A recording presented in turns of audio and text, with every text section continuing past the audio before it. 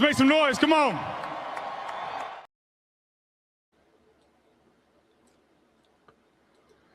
Noise indeed, Nick Foles, the patron saint of the Final Word. Welcome back, everybody, to the said Final Word here on the It's a Rap Sports Network with your boy, MattyB. On the call, there's the little logo up there in the corner. I feel naked without it. What's going on, everybody? Welcome back to our final broadcast episode of this week, another abridged week, and it's going to be another abridged next week because of the situations with post-game galores dividing and conquering along the network and providing as much post-game coverage as we can do. It is what it is. And so tonight, we're going to wrap up the week, and then I'll be back, I believe, on Tuesday next week. And we'll do a Tuesday and Thursday, I think. I think that's what it is. I think it's Tuesday and Thursday next week. So again, we're gonna weather through this, and we'll get to the end of this at some point. I know a lot of Flyers fans out there don't want it to end, and that's essentially what's causing this. It's the Flyers. It's the Flyers and the post game obligations for the Flyers as we head into the stretch run of the season and hopefully into the playoffs. But tonight, we're going to do a twofer. This is the twofer night, right? I got the Final Word, and I got the I'm doing Clear the Ice Flyers Red Wings. And I'm doing it.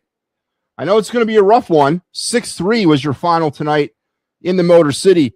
The Red Wings all over the Flyers like a cheap suit. I mean, it was they jumped on them early and often, and they didn't really relent.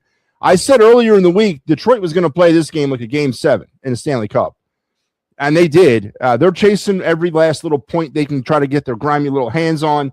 The Flyers, did they take it? Did they take it for granted? Did they lay down? Do they feel that they have secured their spot in the playoffs? Have they quit? Are they programming losing this thing? If that's the case, that's a problem because the Flyers are not in a position to be in a program loss mode. The Flyers got to go 100 miles an hour for every single game that they can also get because they have not locked anything down as well. Big loss tonight in a lot of different ways. And as we move into the show at the latter part of this one, we go into Clear the Ice. I'm going to get into it. We're going to break down 2 goals in this game. 2 goals. Because I thought the 2 goals that we're going to break down, I normally don't break goals down when we do a twofer, but tonight, you're going to get a special 2-goal breakdown edition of Clear the Ice because these were very strategic and very game-changing type goals. And I want to highlight some of the inequities or inadequacies of the Flyers in these goals. And that's sort of what we're going to talk about tonight as our show title indicates. Sort of the perception versus the reality, right? Is that the name of the show tonight? I don't even know what the hell the name of the show is. Perception. What is it? I gotta look it up. Now you're gonna make me look it up and the name of my own show. Maybe I should know those offhand. It's gonna be Perception. Wow, man. I know perception's part of it. Perception and a twofer, right? Because currently, right now, I think we're dealing with perception, the fan-fueled frenzy of the Flyers. A lot of F's in there. I handle that like a champ. And the inadequacies and this and what's going on with the Phillies. So I want to really dwell into the perception of both of these teams tonight. The perception from the fan standpoint and maybe the reality of the actual standpoint. Because I like to keep people grounded in reality as much as I possibly can. I'm a realist. About both these teams and about the Eagles and about the Sixers and about every other team that I look at as well. It's all about the reality versus the perception, not the magical little fairyland that homers live in that think that, you're going to wake up, Sasquatch is going to come drop off your mail as you hop on your unicorn and go to work. That's not the type of world I live in. I'm going to give you the bare bones perception versus reality. And that's really much what we're going to hit tonight with the Flyers and the Phillies. Pretty much the Phillies on the front end and then the Flyers on the back end because I'm going to lead that into Clear the Ice. We are going to do your day in Philadelphia sports history as well as our of the night segment. No card breakdown today as I don't have that much time. I got to do the of the night, and that's not negotiable. That's going to have to happen at some point in the show. So We're going to go fast. We're going to go furious. Our final show of the week. It's great to be back here on the It's a Wrap Sports Network. And just to kind of get everyone's whistles wetted, this is what's happening on this network tonight and the rest of the week. You have me and the Clear the Ice. That's tonight. It's all me all the time tonight. Tomorrow, Phillies Diamondbacks standalone Fighting's final. There is no Philly Friday Frenzy tomorrow. Al had a personal reason he needs to take the day off. So it'll just be the post-game show. I believe Mike Lauro will be hosting that on Saturday. You're going to have the best of the It's a Wrap Sports of the week, and then the Phillies D-backs, not the Flyers D-backs, Phillies D-backs and Flyers Jets post-game activities. And on Sunday, it's the Philly AM Sports and then the Fighting's final for the Phillies and D-backs. So there's your schedule for the rest of this week. And, again, a lot going on. We got to keep everything in perspective. Davey, RIP Davey Lopes. Yeah, man. I realize life leads people. We're all headed to the same spot in life, right? But I was literally watching. I had a lot of time on my hands this week. I wasn't working this week, and my family was out of town, so I spent a lot of time watching old YouTube things, pretty much like 6 days worth of it. And a lot of old All-Star games, went down memory lane on some of those. And Davey Lopes, of course, former Phillies first base coach, former Dodgers first base coach, former Dodger standout player. He was an outstanding player back in the late 70s and the early 80s for the Dodgers. Part of that that dynasty that they had going on back then, or that really good stretch of seasons they had in the late 70s into the early 80s. And this is just the reality and the mortality of all this, man. Another one that I grew up idolizing. It sucks, man. It sucks. It sucks that we're all going to end up moving into that spot in life, right? Or in death. So obviously, absolutely, Star Wars. Rest in peace, Davey Lopes. One of the best ones, one of the greats in baseball. For those of you that are not familiar with Davey Lopes, again, go back and watch YouTube. Trust me, take it from me. There's a lot of Davey Lopes stuff out there, especially if you want to look at some of the older All-Star games. He's all over those. Great player, great coach, great baseball person. So, yes, rest in peace, Davey Lopes. Absolutely. Sixers and Flyers lost. I don't care about the Sixers. I don't really care about that. You guys want to talk Sixers? We can. It's really a waste of time, in my opinion. But we can talk Sixers if you want. Joe House checking in saying, what's up? Yes, it will. We will have the final two games of the week next week, Monday and Tuesday, of Clear the Ice. And then we'll just sit back and wait and see where it all kind of clears out for the potential playoff run. So, yeah, we've gone this far. We're going to take it the rest of the way. So there will be Clear the Ice next week. 2 games, I think Tuesday and Wednesday, or Monday and Tuesday. What is it? Yeah, Monday and Tuesday. All right. So let's get on going with the show. I got a lot to get through and not much time to do it. We're going to start with our day in Philadelphia sports history, as we do every week. This day back in 1913, in a 1-0 victory over the Dodgers, the Phillies took the win in the inaugural game played at the iconic Ebbets Field in Brooklyn. So on this night, the first game ever played at Ebbets Field, the legendary home of the Brooklyn Dodgers, the Phillies beat the Dodgers 1-0 to start the Dodgers off on the loss side of their home schedule all time. And no, once again, I'm not reporting this through firsthand eyewitness account. I wasn't standing in the bleachers. I wasn't eating Cracker Jacks in the front row Ebbets Field. No, I wasn't there. Or I wasn't getting ready to ship off to France. No, nope. I wasn't there. I'm going off of written history here. Other than housing the Dodgers until their move to Los Angeles in 1958, Ebbets Field was also a historically relevant football stadium. New York's first professional football team, the Brickley Giants, precursor to the modern-day Giants of New York, played the home games of its first and only season at Ebbets Field. So congratulations to the Phillies for starting the Brooklyn Dodgers off in the loss column on this night in 1913 at Ebbets Field. You know, one of those old-timey stadiums that I really wish I would have had a chance to go to. That's why when you look at stadiums like Wrigley and Fenway, places like that, you really should make an effort to get to them because they are the ghosts of what baseball used to be. I know they pretty much have gutted these stadiums out and replaced them with modern anemones, but they still have the echoes of the past. And it's a damn shame what they've done to some of these older places. The original Yankee Stadium, one of those places, gone, right? New Yankee Stadium's in its place. Here in Philadelphia, Shibe Park and all that, the Baker Bowl, gone. Places like that, man. I get it. Time marches on and so does progress, but it's a shame that people are not going to have an opportunity to go really back in time. So if you have the opportunity to go to Fenway, or if you have the opportunity to go to Wrigley, I highly, highly recommend you do it, because you never know how long these places are gonna stick around for. I understand they'd probably have to, the entire city of Boston would be barricading any attempt to knock down Fenway Park, but I'm just telling you, you never know, and go to places like that, because they speak to you from the past. And just to think that these are the places that Babe Ruth played at, or all the legends of baseball, not the modern era, but the entire era of baseball.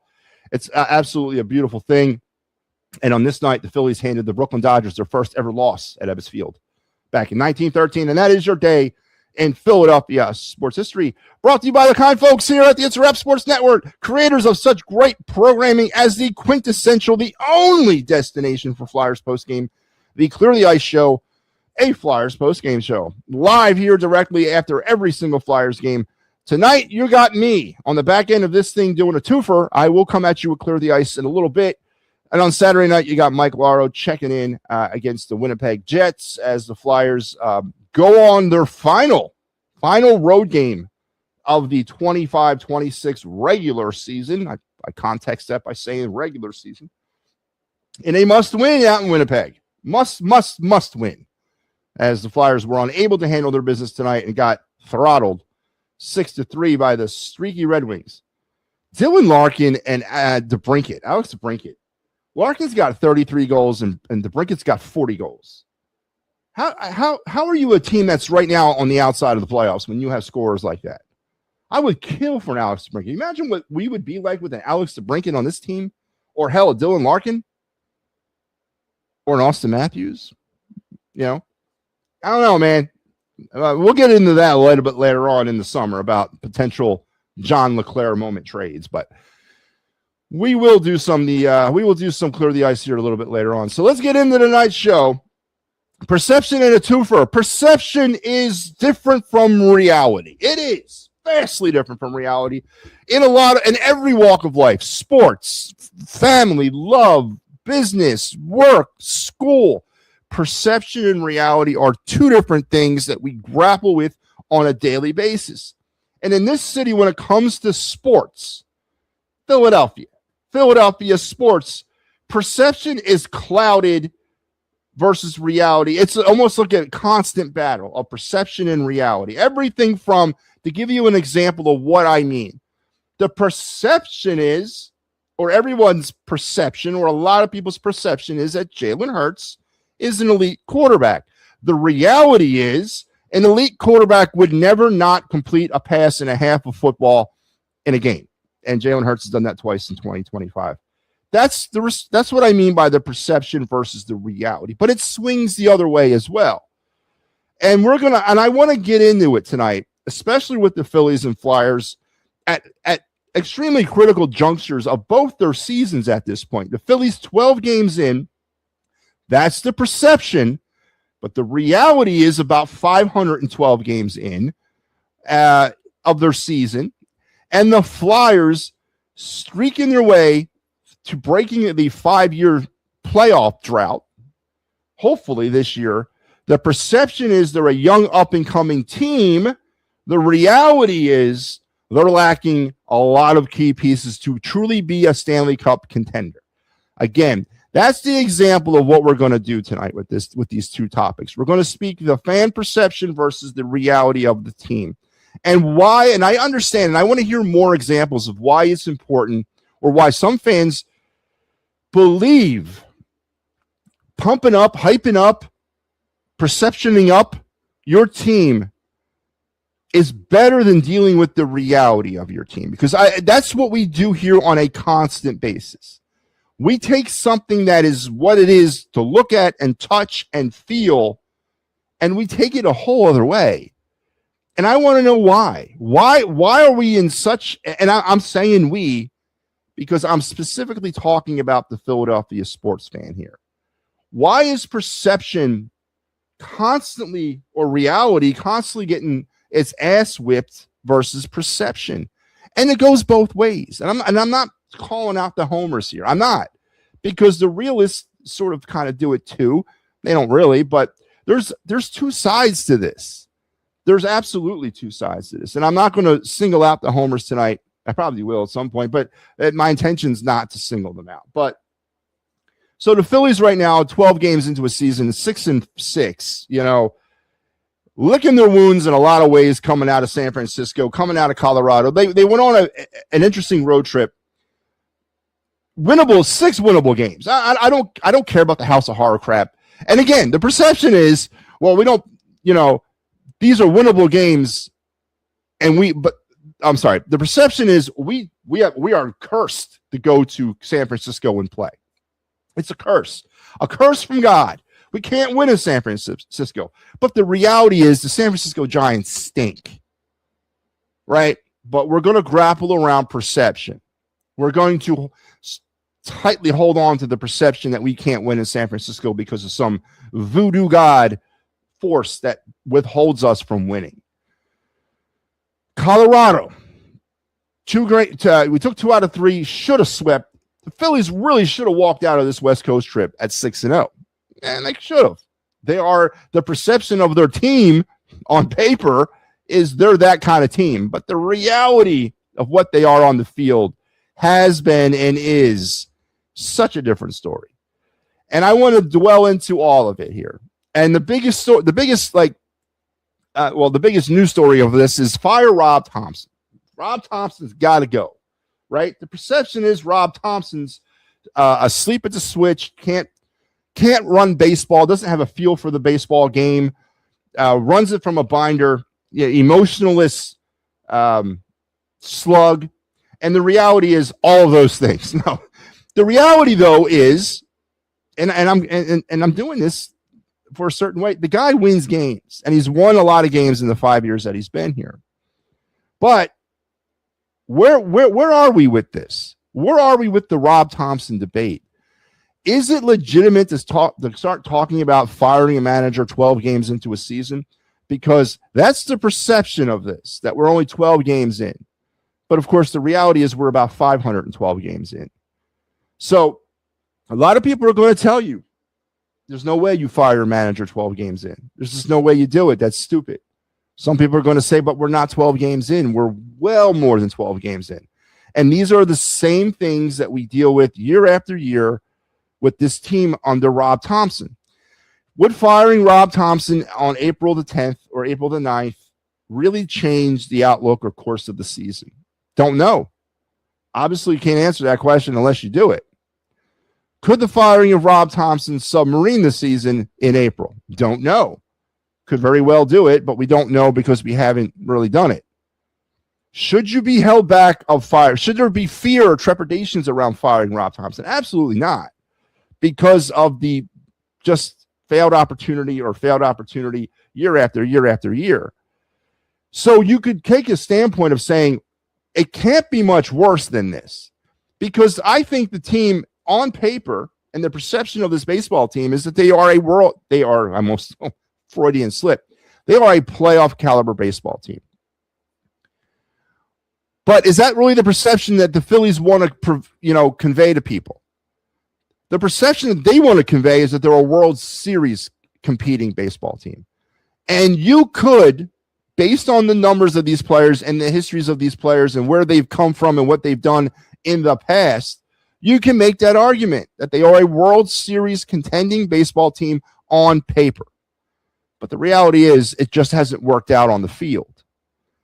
Pitching is not a problem for this team. And I love hearing people all throughout the offseason. Kaepernick's one. I'm going to call you out, Kaepernick. Oh, no, pitching sucks. Pitching is not the problem. Even if the pitching were to suck, as you would say, with these players that suck with the current pitching staff, both bullpen and rotation, with this group, suck would be like middle of the road in the MLB. They would be like right there at the middle point of MLB pitching rotation or pitching staffs, because it's a very good staff. It's a very good collection of pitchers. They've done their homework. They're coached up right. They're big gamers, majority of them. This is the kind of group you want to have going into October on the mound. I 100% agree with that, and I've never not agreed with that. But the problem is, has, and will always be the offense. And it's so goddamn plain. Like the nose on your face. How can anybody at any juncture of any point of the season up to this point, and using all the seasons that have already preceded them under Rob Thompson and this current regime of players, look at this team in any other light and put the blame squarely on the offense?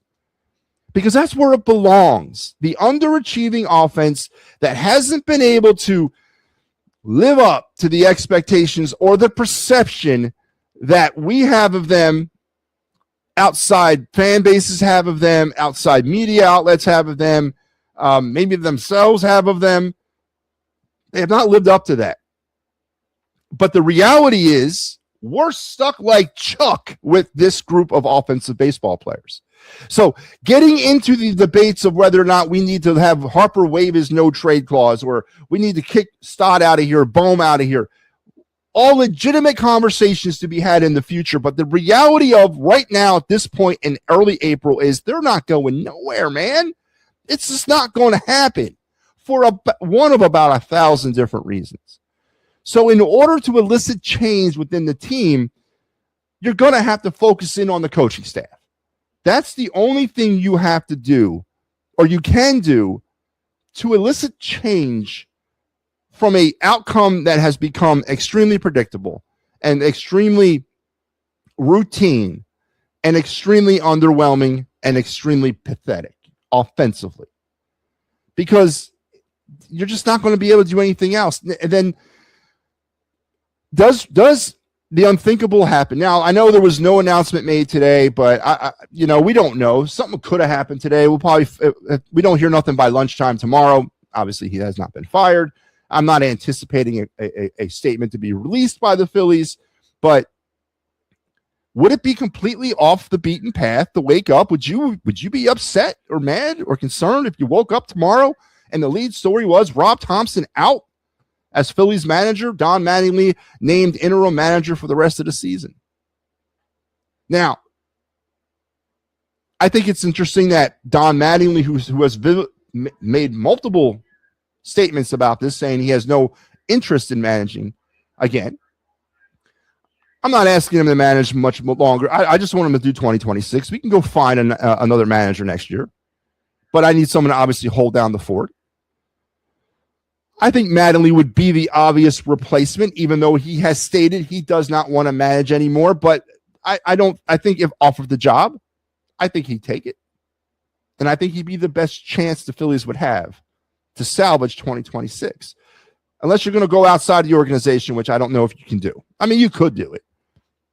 Has anyone been stalking out the airports? Has Dusty Baker been seen at Philly International? Has any of those guys been spotted walking out of the plane gates? But I think it's interesting, though. The perception is the Phillies are only 12 games into a season. The reality is they're well beyond that under this current regime. The perception is from a lot of people that the Phillies on paper are a World Series contending team. The reality is it has just never lived up to that. And as a fan base, a lot of angst is coming down on the pitching staff. Somebody was blaming, I was reading stuff yesterday that Nola pitched a terrible game yesterday. Nola did not. Nola's pitched really well this year. Coming from a 6.05 ERA, and just everything was completely up and slow and no bite to it from 2025. He's pitched pretty damn good start off 2026. Not the contract he signed good, but pretty good. And then the Christopher Sanchez, there was some backlash on Christopher Sanchez. What are you people watching? What exactly are you seeing that I'm not? Because Sanchez put you in a position to win that baseball game yesterday. Nola put you in a position to win the game the other day. When your offense literally doesn't score any runs and only bangs out about 11 hits through 2 games, you're not going to, I don't care if you got Nolan Ryan or Randy Johnson out there, you're going to lose games if you don't score any runs. It's just kind of reality as it is. And it's unfortunate that you can't live on the fact that they could somehow find a way to win a game without scoring a run. That might be some perception versus reality. That's mental illness versus reality, honestly. But it's never been about the goddamn defense or pitching, or the pitching. Sorry about putting the defense in some sort of glorified light. Did not mean to do that. It's always been about the offense. And how do you change the offense? The perception on this offensive baseball team, for me, the perception of it is an unstructured lineup. Players that don't fit together. Players that don't mesh into a lineup together. I don't care if you're trying to build a lineup in 2026 or 1906. These players, the way they are profile-wise, just you can't really build a lineup around their skill sets. But I think, honestly, the perception is when you look at the big boppers we have, why are we averaging 3 runs a game? Why are we stranding 8 runners a game on base? Why is our wrist batting average 206 when you got Kyle Schwarber, Bryce Harper, Trey Turner? These are 3 very big names in Major League Baseball. Why is that happening? They're getting hits. They're averaging 8 hits a game. They're getting on base, right? But we're just not able to do anything with it. The perception is this team should be able to score runs. The reality is they're not. Why? The perception is they got batters that should be able to be big-time run producers, but the reality is they're not. Why? I have done hours of investigative reporting on this. And what I have come out to understand and what I believe it is, it's the manager's fault. It is, as simply put as that. The manager's inability to do anything different offensively with this team. The manager's inability to look at Alec Bohm, to stand Alec Bohm and Bryson Stott up in the room. Sit at your desk, have them stand in front of your desk and stare at them for hours and try to tell me where in your mind you see a cleanup hitter and a 5-hole hitter. What exactly are you looking at that tells you that? You don't even, I don't even know. Listen, I could be an outside freaking goddamn observer to this. I could be a Colorado Rocky fan and never pay no mind to what's happening in Philadelphia with the Phillies. And if you came at me and said, MattyB, I know you love the Rockies. Yes, I do. Let's go Rockies, go, go, go, whatever we do out here. Did you hear the Phillies are batting Alec Bohm 4 and Bryson Stott 5? Okay, well, refresh my memory. Who are Alec Bohm and Bryson Stott? And you showed me just their pictures. I'd be like, what the hell are you? Huh? Who is running the friggin' train with that baseball team?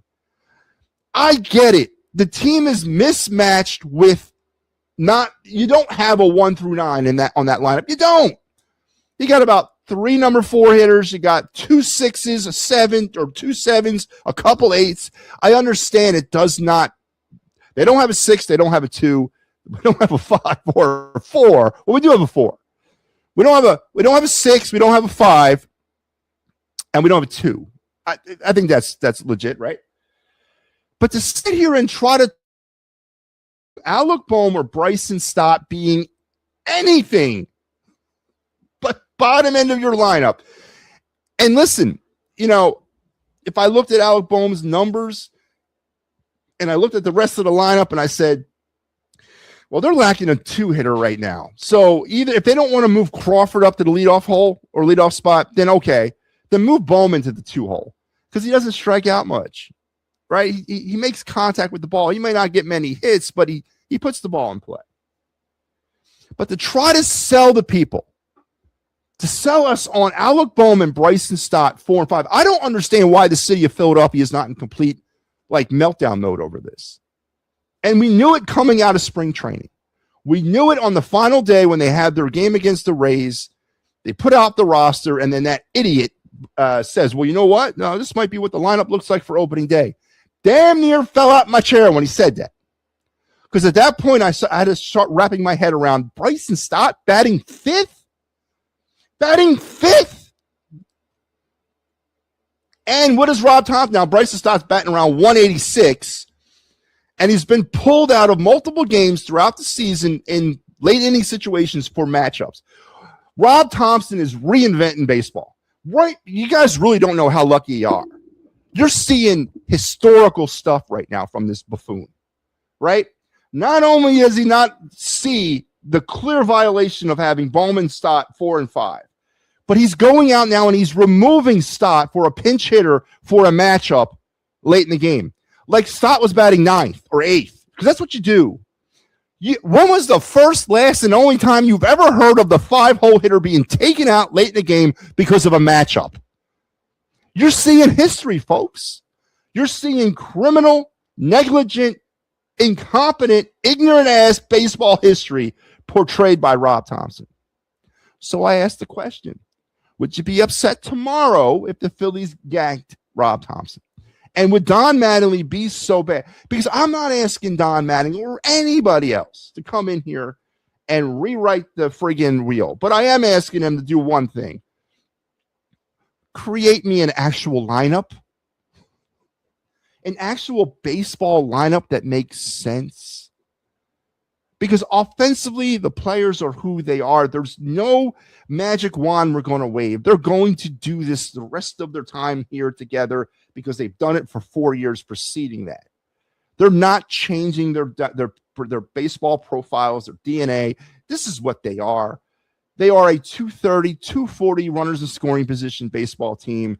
They strike out a whole bunch. They're not very good fundamentally when it comes to hitting. They don't use all fields. Small ball is a 4-letter word. All those things hold and will reign supreme here in this town while these players are here. But there's no use in getting upset anymore about that or wasting your breath about that.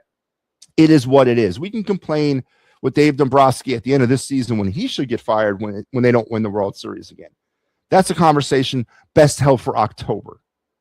Right now, the 5-meter target, to use an Army thing, is get me a manager that's not going to overthink this, that's going to stand these players up and say, Justin Crawford, I know, brother, you just got here. I know you're a rookie, but I need to do something with this lineup, and you're key to this, so you're going up into the 1 hole.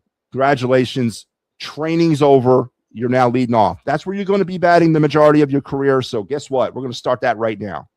Trey Turner, you're a prototypical 2-hole hitter, especially on this team because I don't got, but you're the closest thing I got to a 2-hole hitter. Guess what? You're my 2-hole hitter. Bryce Harper, number 3. You seem to like that. Kyle Schwarber, you're batting cleanup. Shut up. I don't want to hear anything. No, don't want to hear a word. You're batting 4th. That's it. It's over. It's done. You're batting 4th. Over. Garcia, you're batting 5th. Marsh, you're 6. Remuto, you're 7. Stott, you're 8. Or we can bounce those around. That's the best you're going to be able to do. Damn the analytics. Damn the matchups. Give me a lineup that makes baseball sense. The day in Philadelphia sports history was, the Phillies beat the Dodgers at Ebbets Field for the first time ever in the history of Ebbets Field when they opened up Ebbets Field back in 1913. I guarantee you nobody would have put Bryson Stott batting 5th in 1913. So the lessons of the past still apply to modern day baseball. And I don't know if it's going to fix the problems offensively for this team, but at least I can go to bed at night with the perception that this lineup resembles an actual lineup of real baseball players. And they belong and they're in the spots where they need to be. The reality might be something different, but the perception at least has me grappled on to the fact that they're batting where they're supposed to bat. And that I no longer have to look at Bryson Stott. If I was a manager at the major league level, say I'm the Diamondbacks manager, and we go up to the home plate. We do the lineup cards. I'm going to look down at that, and I'm going to see Stott batting fifth, and I want to see Bone batting fourth. I want to laugh my ass off on the way back to the dugout. I'm like, this guy's an idiot, an absolute moron. And we're going to win the game 6-1.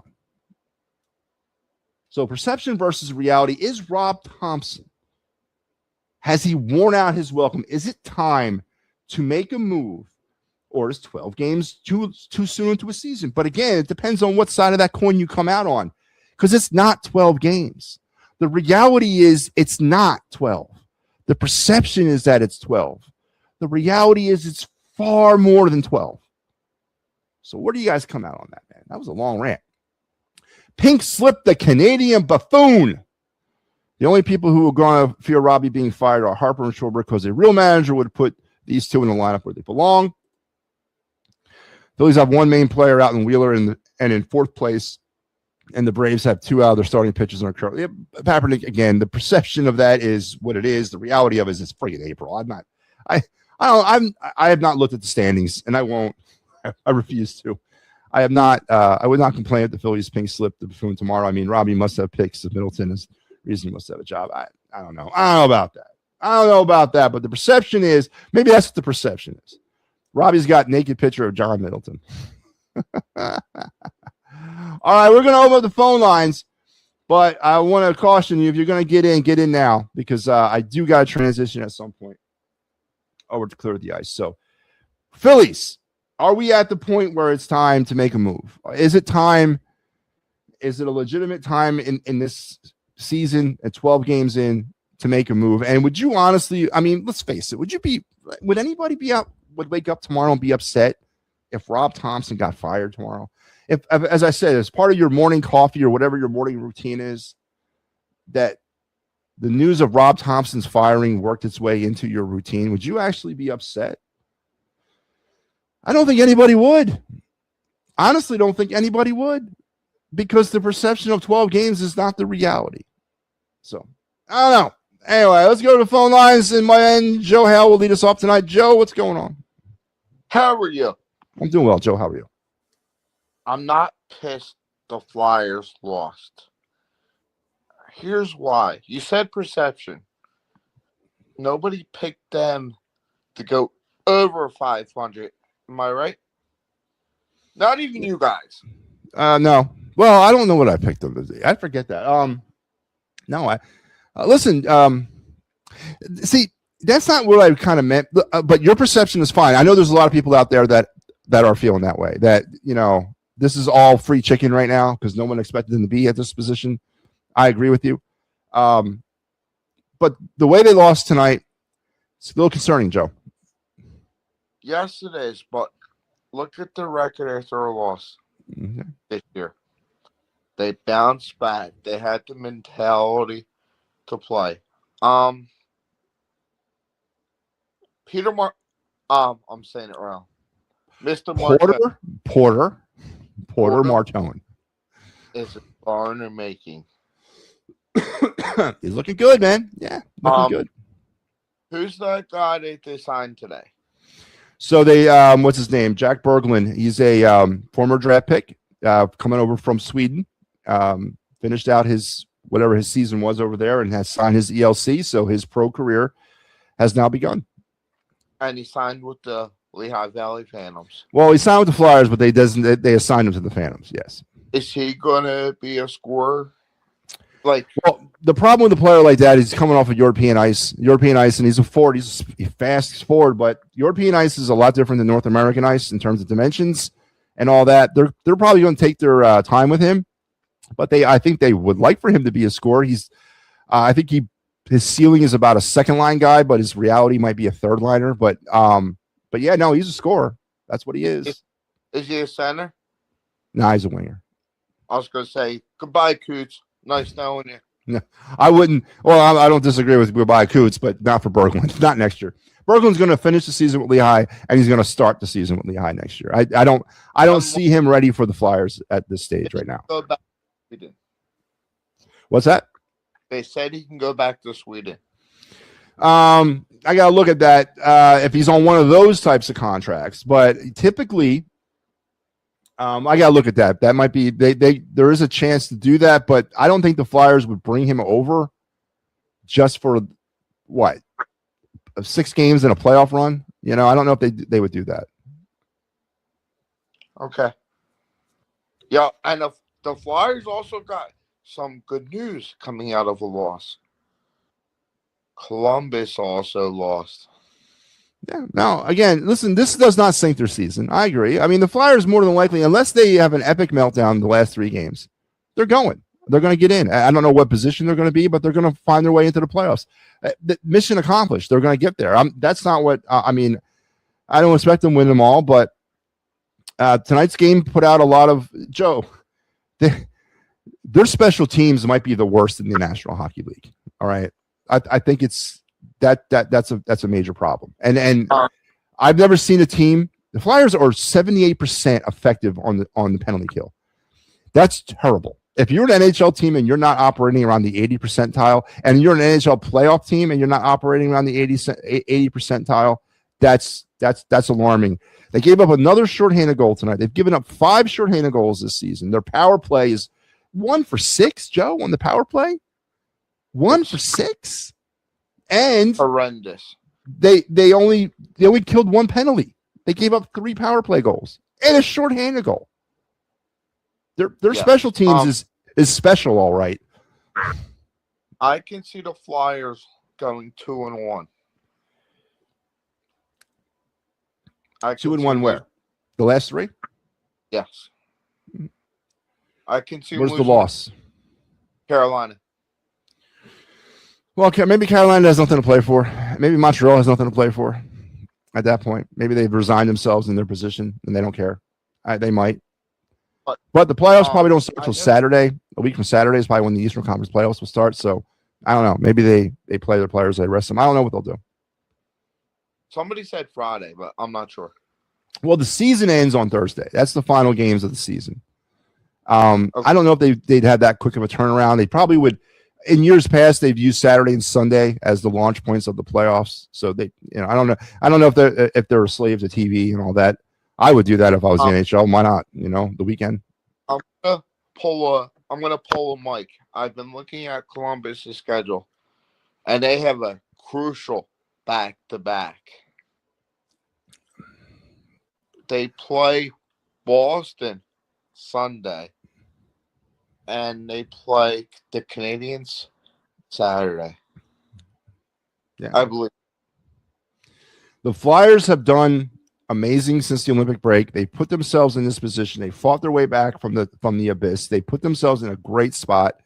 There's probably, I don't know the actual odds of this, but I would probably say if they don't make the playoffs, we're at this point now. If they don't make the playoffs, it's unacceptable because they put themselves in such a great position. If they don't make the playoffs, I still believe that Danny B and Keith Jones will be back. Well, so do I. No, yeah. As I said, this is all free chicken right now. This is something they weren't expecting. Yes. Oh, Canadians play the Blue Jackets on Saturday. There's going to be some scoreboard watching going on, but the Flyers got to go out to Western Canada at this odd-ass road trip where they go from where were they the other night? They were in Jersey. Then they go to Detroit, and then they go to Winnipeg. I don't really get why that's like that. I don't know who created that schedule, but that's an odd way to go. Do you start Harrison? No. You got to get Vladar back in there Saturday night and get a win. I think you start Harrison. No. You got to go with Vladar. So obviously the Flyers were riding Vladar, and that's an interesting point. We talked about this last week. Do the Flyers ride out Vladar, until they get to that back-to-back? And obviously that's been the plan. They've been going with him Sunday, Tuesday, and today. I don't know what the plan was for Saturday, but that obviously was the plan, was to ride Vladar. Yeah.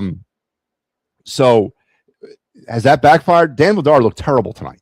Terrible. He needs a day off. Well, he got a day off yesterday. What are you talking about? He needs a day off. You got a day off yesterday. I mean, okay. No, he's our starting goaltender. And Joe, and playoffs is going to be every other day. He's got to get back out there. And there's no I can't take a game off. Every game means, well, you know that. I mean, every game in the playoffs means something. They're staying overnight, right, in Detroit? No, I would. I mean, they got the next game not till Saturday. They're practicing in Detroit tomorrow. And flying out in the afternoon. Yes. That makes sense. Yeah. In the rush to Winnipeg? Yes. So the Phillies, I say you move Stott 8th. I like where Marsh is in the lineup. I know he's been hitting. Yes. And I think the trade yesterday for that Milwaukee Brewer guy. What trade? What are you talking about? You didn't hear about the trade? For no, who'd they pick up? Another a minor leaguer that play left field better than Kemp. Who? What's his name? I'll send it to you when I I'll look it up. That's all right. I'll look it up after the show. But they completely flew under my radar. I wasn't even tracking the trade. Yes. I would put Bohm second. So you're not ready to move Crawford up to lead off yet? No, not yet.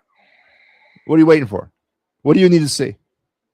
Him getting on base. He's batting .356. Okay, but he swung at a Bryce Harper ball. Okay, well, you just said it. A Bryce Harper ball. So Bryce can stay at 3 and swing at Bryce Harper balls, but Crawford can't go to 1 and swing at Bryce Harper balls. I get what you're saying, and I understand, and I agree with you. I don't think it's ready. It's time yet, but is there a need to shake this thing up in the lineup? Like tomorrow, if we see at whatever 1 o'clock in the afternoon, the lineup is what it's been. How are you going to feel? I think we're going to see a change in the lineup because Rob did say changes are coming in the lineup. Oh, goody! Thank you, Rob. Man, can Girardi make the lineup? Can Girardi? I don't think he can. He works for the Yankees now. No, Mattingly. No, the lineup is the manager's job. That's his baby. That's what the only autonomy. Oh, he has a lot more autonomy, but the one thing he controls 100% is the lineup. Now, I don't know the processes. I don't know. I doubt Don Mattingly was involved in putting Bryson Stott in the 5 hole and in the 4 and Bohm in the 4 hole. That goes against everything that Don Mattingly did as a player, seen as a player. I guarantee you that's all Rob Thompson. But as far as changes, I don't know their process of how they go about it. I know as a manager, that's my thing. I make the lineup. No, nobody should know these players better than I do. I'm making the lineup. I'll take. We can do back and forth arguments or conversations about what you guys think, but at the end of the day, I'm making the decision. I would move JT 5th, Garcia 6th. I would put Stott 8th, or put Stott 9th. Put Crawford 8th. See what he can do. Well, then Crawford's protecting Stott. Well, actually, Crawford protects Turner. I don't know, man. Stott needs about 8th, and then throw it away at that. You're never coming out of the 8 hole, Stott. You have another year left here. 2027 is your final year. You're batting 8th until you're a free agent. At the end of the story. I don't care if you're batting 900. I don't care if you bat 900 and hit 45 home runs. You're going to do it in the 8 hole. You're not moving anywhere else in the lineup. For the average of Marsh, nobody. What's that? Who saw Marsh getting good early this year? Nobody. No, I mean Marsh was one of the more consistent hitters last year, coming down the stretch. He had a really good spring. But you're right. But are we really putting the eggs in the Brandon Marsh? Is that where we've like de-evolved to? Like Brandon Marsh is going to carry this team? No, but you enjoy it while you can. Now, I hope the change tomorrow is not Edmundo Sosa batting 5th because it's a lefty-righty thing. I don't know, Joe. I agree. There has to be a change. If I see the lineup that we've been seeing, I'm going to freak the hell out, man. There's just no way to justify that lineup can go any further. There's just no way. Yes, I'll be at the game. I got a busy day Saturday.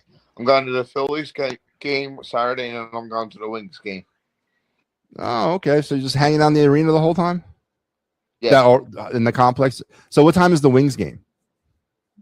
7 o'clock. So the Phillies game will be over by 4. Just kind of hang out in Xfinity Live, that kind of thing. Well, It's not Xfinity Live anymore. Well, whatever. Yeah, whatever it is. What We all it know was, what we're talking about. Stateside Live. Whatever. You're gonna hang out in live? Yeah, I'm gonna hang out where the Phillies hang out at after the games. Where do they go? They go to the Stateside Live. I don't know if you do that. Yeah. I've seen him there before. I've seen Brandon Marsh there before. Seen Brandon Marsh doing something with a young lady who was riding the mechanical bull that I don't want to talk about anymore on the air. But I got you know, is that mechanical bull still there? You know what I'm talking about, right? Yeah. I know what you're saying. I'll talk and then I'll let you go because Kaepernick's probably on the other line. Okay, what's up? I think they go offensive tackle on the first. Yeah, we're gonna have to get re-engaged with the Eagles talk here probably next week as we're getting danger close to the draft. So Joe says offensive tackle, huh? Yes. Okay. All right, Joe. I mean, at 23. So Sadiq, the tight end's not available at 23. You don't take him? If he's available, you take him, but if not, you go guard. Okay. No, I agree. That would be my philosophy as well. Now, are you guys covering the draft? I think what we're going to do is kind of how they did it last year. I got to have a meeting about that, but I think we're just going to post up graphics. I don't think we're going to do anything live for it. I heard Al was going to do something with Mike. That would be cool to watch.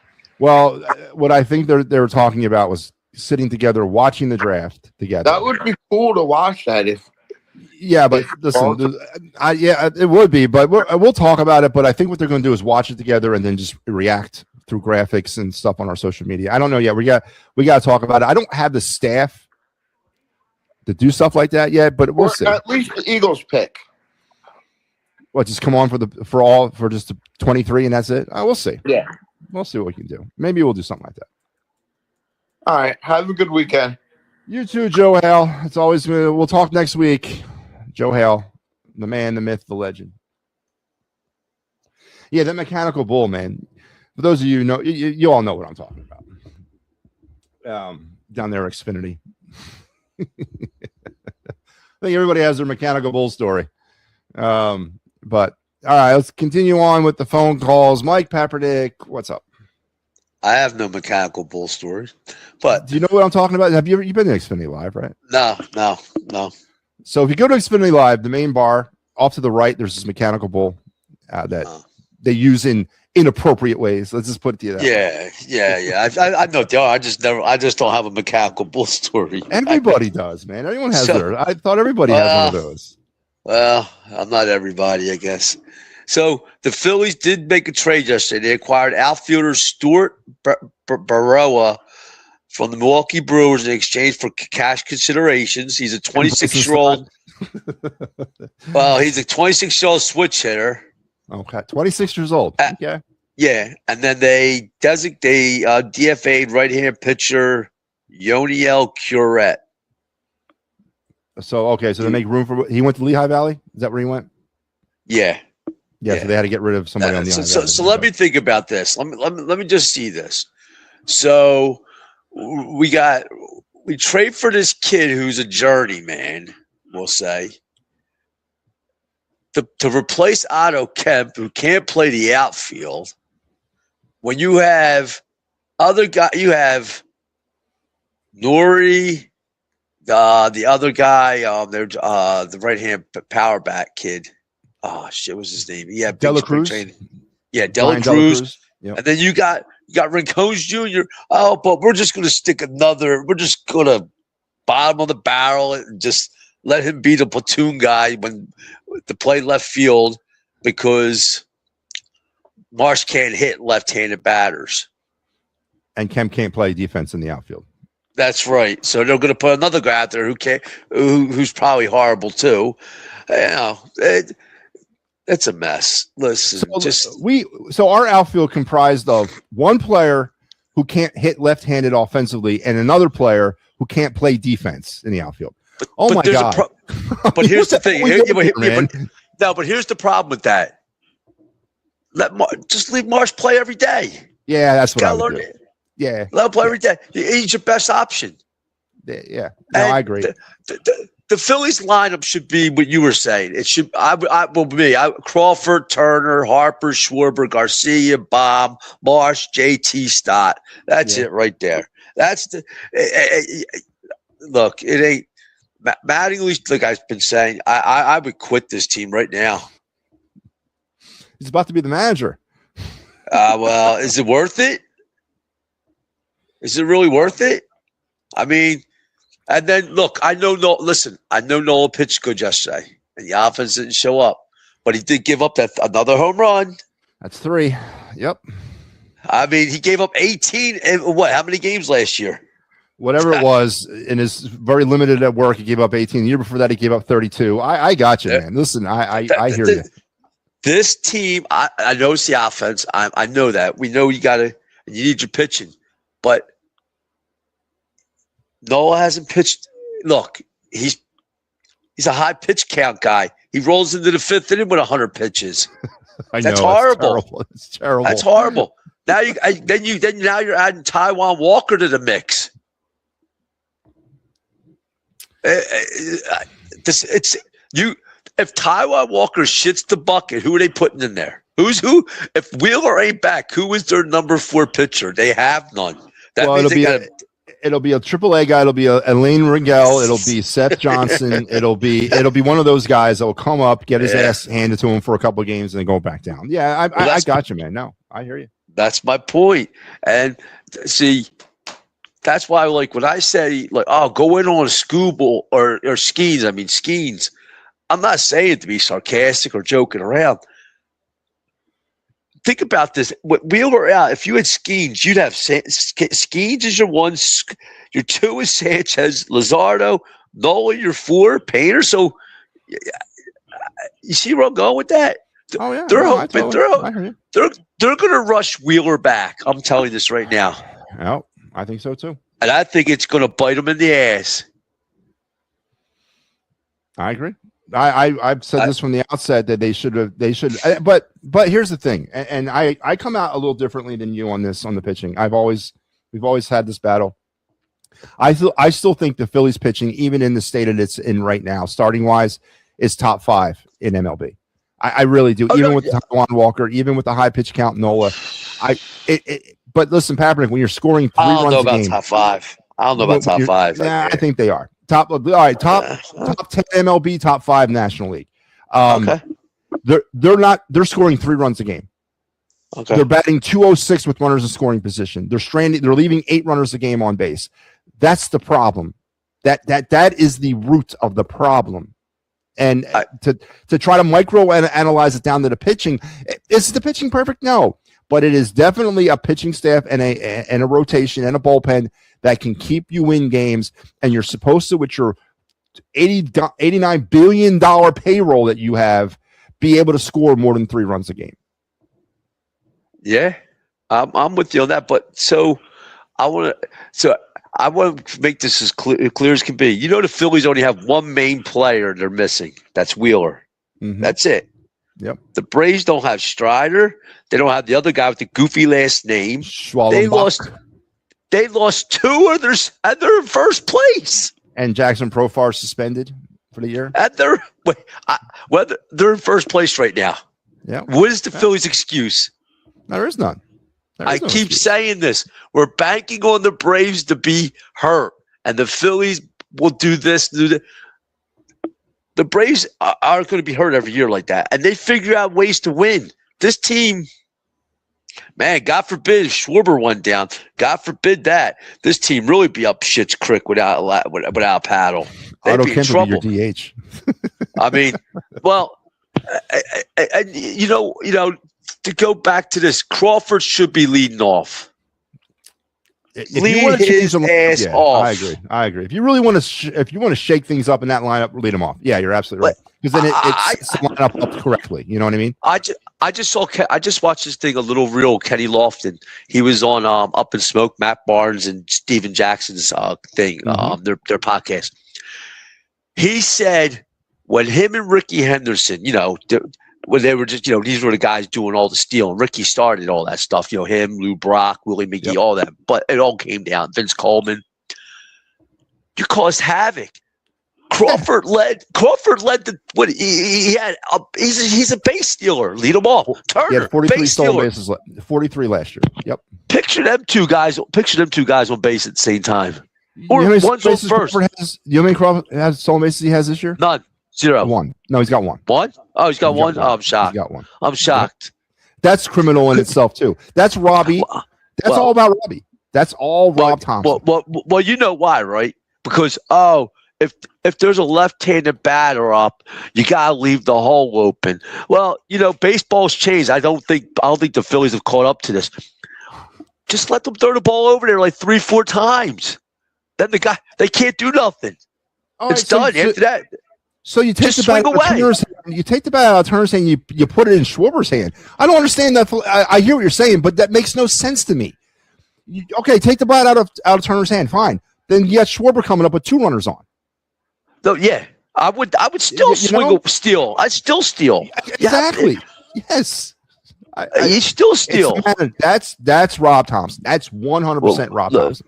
Look, we all know that. That's been Robbie since day one. But, I'm going to say I get pushback from every homer out there, and I love you all. Yeah. And and I love every one of you. But all I hear was, Robbie, he's the greatest thing since sliced bread. But, in the last probably 6 months, I've heard differently. I've been calling his head since the day they hired that buffoon. When they brought him on, I was like, when they lost the World Series, fire him. And look, I don't care if the Phillies won the World Series this year. I don't care if they won the World Series 3 years in a row. I'd hand them a pink slip because you know what? Barry Switzer won a Super Bowl. And Barry Switzer, at least he knew football because he was a really good college football coach. But he won a Super Bowl. Anybody can stand on the sideline and do that. Just Nick Sirianni. Okay, just go in. That's all right. If they win the World Series.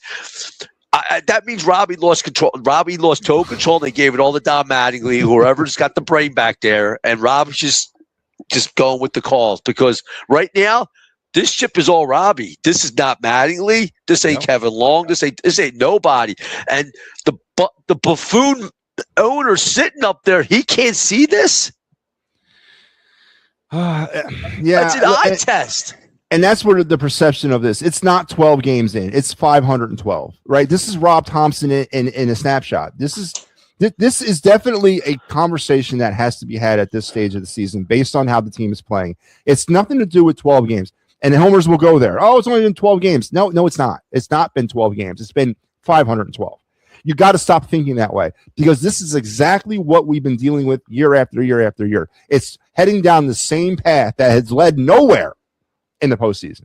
So why are we waiting? What are you waiting to see that hasn't been seen yet in 500 plus games? That's what I want to know. That's the story. That's the question. What are you waiting to see? And that's what goes to Middleton too. Him to win the World Series. See what he would. If they win the World Series, then they can blow this off. They can say all the stuff you've been smack talking is no good. He won a World Series. That's what they want. Whether it's this year, if he comes back, as soon as he wins, if they were to win a World Series, that's it. We're all wrong for the last 10 years of Robbie. Rob Thompson's never going to win the World Series. You know that. Well, listen. I'm with you on that one because I have no trust in this team. I'm telling you, 4th place. I mean, I forgot there was even 5 teams in this division, so I'm going 4th place. That's how bad I was. I'm thinking there's only 4th. That's why I was calling 3rd. Now they're going 4th. Listen, the Marlins are no one's doormat either. They're a good, young, exciting team. The Miami Marlins. Look out for them. They may be a contender in the wild card and potentially in the division this year. The Phillies, it's like you say, Matty, all the time. It's the lineup. If this lineup was constructed right, it'd be fine. Mm-hmm. But the way it's constructed, it sucks. But also the way it's constructed, none of these guys ever get on the same page and hit at the same time either. Nope. Ever since they've been here, none of them have ever hit. But here's the problem. If Mattingly says to Schwarber or Harper, "Look, I'm moving you around," you might have a revolt in the locker room down there. I mean, God forbid. Now, Robbie did say during spring training he might bump Harper up to number 2. I don't have a problem with that because you know why? Then all the homers can't say he has nobody protecting him no more. He's got a 50 home run a year guy protecting him. I want Harper to go number 2. And the reason why I like Harper at number 2, he is a threat to steal a base, and he is a very, very good base runner on the bases. Okay, so I think he would be good at number 2. I would bump him up, move Schwarber down 1. I wouldn't have an issue with that. I mean, so you have Turner, or is it Crawford leading off? Turner leading off? How would it be? If Crawford's not, we're not switching it all around because Robbie's not going to do that. So I just flip flop Turner, Schwarber, and Harper. He ain't going to put. Okay. Come on, come on. Tell Robbie to make a complete overhaul of a lineup card. It ain't happening. Look, he can't barely make a sandwich, so you're asking too much on that one. I mean, he could do. He came out and said he'd flip them too. Well, that's good enough for me right now. Because really, all the people. Stop getting fit is still okay with you? No. I don't have a problem. I have a problem with that. I'm talking about just flipping them two because I'm tired of hearing the people, oh, Harper don't have this, Harper don't have that, Harper don't have this, he don't have that. Go talk to Eugenio Suarez, who hit 30-some home runs last year with a guy with 11 home runs behind him. Yeah. Okay, so before he got traded. So I want all these people to shut up about the Harper situation. Put Schwarber 3. No, number 5 would be Bob because I trust him at 5 behind Garcia, because he. It would be Garcia.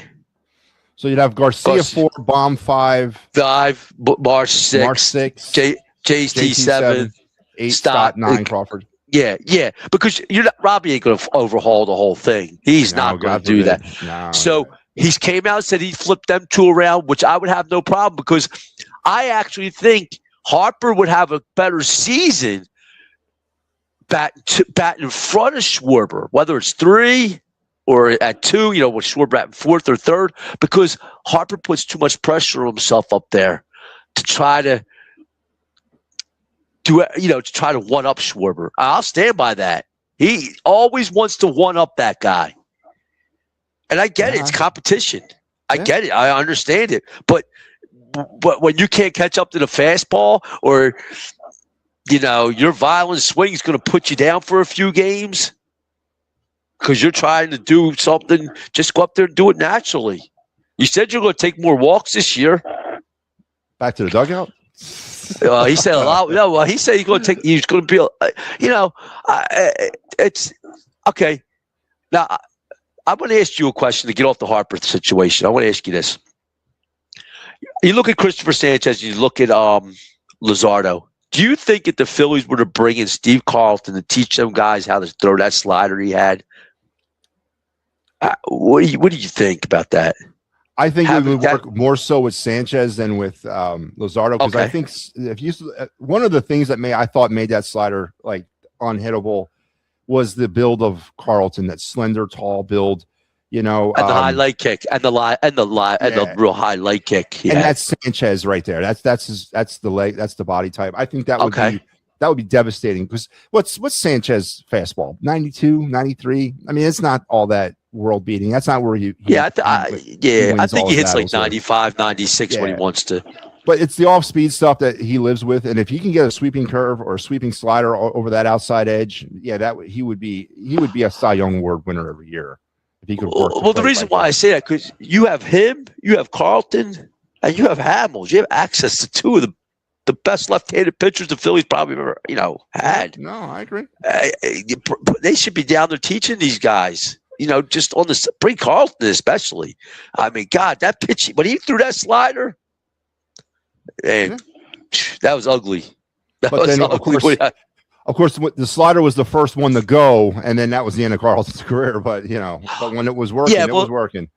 Yeah, but I'm not saying, but I'm just saying most Latin players got 50 pitches anyway. So I mean, they could throw anything you teach them. Now, if you had Carlton, I agree. If he could teach somebody how to throw that, Sanchez, Luzardo, I don't think Luzardo to me is a power pitcher. That's what he is. Okay. And Listen, Luzardo's a great person to have in the middle part of your lineup in that 3 or 4 hole. I think that's where Luzardo's natural spot. I think he's a 4 in a rotation, and that's a great spot for him. With the money he's getting, he's a 4. Yeah, no, he's going to have to be. He's going to have to be for at least a couple years. But I think that's a great spot for him to be in. And then his ceiling would be a 3. I don't want him up in the 2, or he's not an ace, so I don't want him in the 2 hole. 3 or 4 is where he to me is where his perfect spot is. Okay, what do you think about the Pirates signing that kid 9 years and 100 some odd $15 million he's only getting a year, a little over 15. Now I don't know if there's interesting move by the Pirates. Yeah, here's the thing: he's a free agent when he turns 27, 28. Yeah. Right in his prime. Now, I'm wondering if there's a loop in there, a loop like where he can get out after a couple of years or something, an option. I didn't read the contract thing. So all they really did was add 2 more years to his service time, and they're paying him a little bit more money. That's all they really did. They added 2 more years to his service time because he was going to be at 7 years this year anyway. They just added 2 more years to it. I don't know to keep him happy. I don't know. Okay. Why did they pay Paul Skeens then? They haven't paid Paul Skeens. That's my point.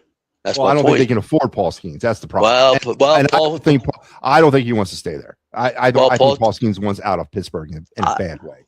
He's going to be outrageous. Once the CBA, once they figure out that CBA and the money, I guarantee you're going to hear him say he wants to be traded. Well, he's still got like 3 years of team control left, or 4 years of team control left. Yeah, but here's the thing with that. When you get Paul Skeens, if the Phillies made a trade for Paul Skeens, I would offer him a blank check, basically, because right now there's no pitcher in baseball. You could say Scooble, you could do it. There's no pitcher in baseball better than Paul Skeens. I agree. The guy gets no run production. He gets he gets the Cy Young for an under 2 ERA, a little over 2 ERA. I mean, this guy does it with smoke and mirrors out there for the way he has to win. And he ain't winning like 20 games. Mm-hmm. And that's my point. Like, this guy's going to want to be out of there. I mean, and that's why you should be making calls to this team and ask them, because otherwise you're going to have the Yankees, Boston, every team, the Dodgers, everybody's going to salivate when that guy's when they hear the word trade from him. Oh yeah. I agree, and I'm sure that Pirates have been fielding calls on Skeens already. And also when it comes to signing these players on merit right out of the minor leagues, and yes, Paul Skeens is right now the face of MLB pitching, 100%. I will not argue that. But as well as I do, pitchers are that's a perilous job. But you can be lights out for 2 or 3 years and then go in a dumper. That Tommy John could come up, he could throw his elbow out. There's a lot more that could go wrong with a pitcher's ceiling than a position player that you take chances on coming out of the minors. And Griffin being one of the top prospects in all the game, it's better. It makes more business sense to lock him down a little bit versus Paul Skeens. I think it's just smart business, but I also believe I don't think Skeens wants to be there. And as you said, he's doing it with smoke and mirrors, and he's really doing it for not. I think, the WBC and that high pressure stuff, I really think he wants to do that every day and be part of a team that's going in that direction. And he will be a Dodger at some point in the next 4 years. Yeah, Dodgers, Cubs, anybody wants to unload their farm system. Tell you he's not coming here, but he'll be a Dodger or a Yankee or a Cub. I mean, well, wait a minute. Nobody knows what's going on Aiden Miller's back. That's a big hush. Yeah, they haven't. He's running. He's running. He's not doing baseball operations, but he's running. He's doing. Working out, I guess, but not playing baseball. Look, Miller, Rincones, maybe whatever pitchers, blah blah blah. You just, as long as you can keep Crawford and maybe that Dela Cruz kid or Rincones and Crawford, you got to keep one of them two outfielders.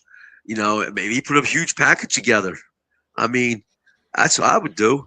Well, Dante Nor is a name that's going to be in a lot of people's mouths, and so is Anthony Keaton. He's another young player that's a high draft pick that's coming up the ranks right now. There's some depth at the outfield position.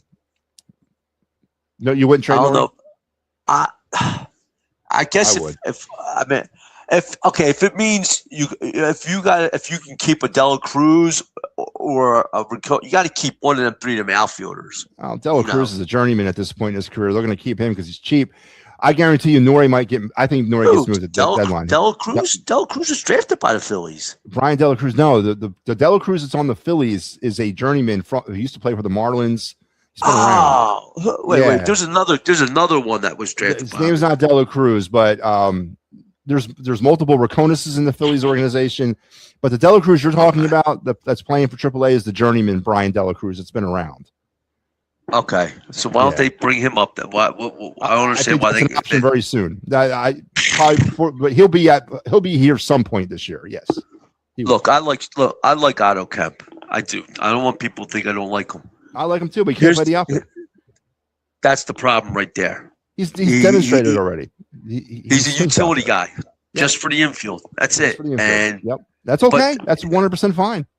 That's what he is. They're trying to bang a square peg into a round hole, and it ain't working. But yet we're going to hurt him out there. He's going to go out there and play. Yeah, you ain't met my sons. Well, at least two of them. They think the same way. Yeah, they can pound a square peg into a round hole for 3 hours, and they'll look at you and swear they can still do it. It's amazing. That's not my bloodline. It's absolutely amazing to watch. And it's not like you're saying, okay, well, Kemp's played about 20 games in the outfield, and he's had a hiccup in 1 or 2 games. No, he's been in the outfield for 3 games, and he's had a hiccup every single time he's been out there. And he didn't. It wasn't like he played. That's a trend. It wasn't. It wasn't like he played great outfield last year either. Out there, I mean, but he's lost out there this year. But the good thing about it, the good thing is he could play some first base and he could play some third base. I mean, that's that's a good thing. That's totally fine, and that's what I need him to do. But they're having Garrett Stubbs play the infield because they were desperate to try to find him a spot on this team. It's criminal what this guy's doing with this team, and it is. What's that? Listening. No, I'm listening. Rob Thompson. A lot of it's on the players at the end of the day. They got to go out there and hit. They got to go out there and perform. But when you're not getting put in the positions, if you're being told to go outside and be like, "Hey, Rob, look at me. I'm making a fool of myself in the left field. Why do you keep putting me out there?" That's on this manager's inability to. I get it. Baseball is what it is. It's a game of patience, and it's a game of consistency, and you got to get players comfortable. They got to go through their paces. I understand that. But when you got a guy out there that's been so clueless playing left field in the minimal times he's been out there, why are we still trying to force him to go out there? It just ain't happening, man. It ain't happening. Leaving the infield. What happened to Sosa? Sosa could play the outfield. Sosa played a decent outfield. But I know Sosa played a decent. He played a decent outfield. I don't know much about Dylan Moore. I just know he's a utility guy. Journeyman guy. All these super utility guys they got. They teach them every position, and I get it. But the problem with the Phillies is they don't want to play. If they played Marsh, say 130 games out there, and put him out there for that a little bit, that's fine. But they're not doing that. Marsh is going to want to play like 100, like 90 games. He's going to play like 72 of them. That's what's going to happen. Yeah, we know it because I mean, I'm just shocked that I've seen Crawford play as much as he did, and Robbie hasn't pulled him at all. Like I know he's pulled him. You know what I mean? Like I've seen him play every day, and I'm shocked he's still out there. I'm like, don't forget he yanked him after the second game of the season, or after the first or second game of the year, and he told him that he needed a rest, and people went ballistic. You're sitting a rookie after 2 games, and one of the games was after a day off. Are you freaking kidding me, man? What do you mean he's a rest? Well, I'm talking about 20 years old. I'm talking about because if Robbie's pulling him, because he can't hit lefties or can't hit righties, or he hits one better than the other. He's done that. These guys will never learn how to hit when you do that, and they'll never know how to get you right, and they'll never know how to work out of slumps. They'll never learn how to deal with personal in-game scenarios that they got to have as a professional if he keeps protecting them like that. He's batting the 9 hole. Let him figure it out, man. It's a low-impact spot in your lineup. Anything that he does positive is great for your lineup. Let him friggin' figure it out in the 9 hole. Again, this is Rob Thompson, and this is what some of the issues are here about, is this team really being put in the best possible positions by this manager? No. Now, the Phillies do have a luxury.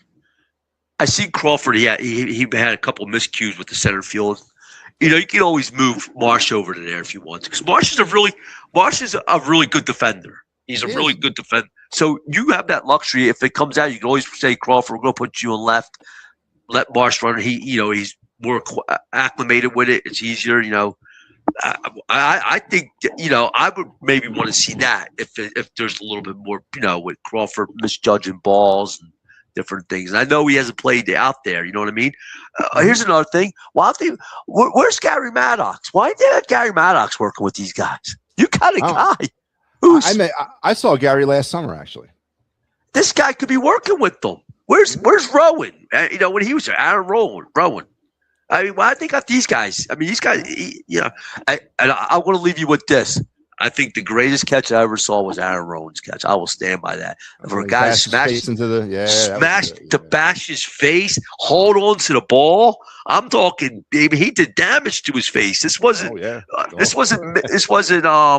The center field catching it over the shoulder, running like that. This guy ran straight into the wrought iron fence. I stand by it. That's a top 10 catch, top 5 all time in my book. Because that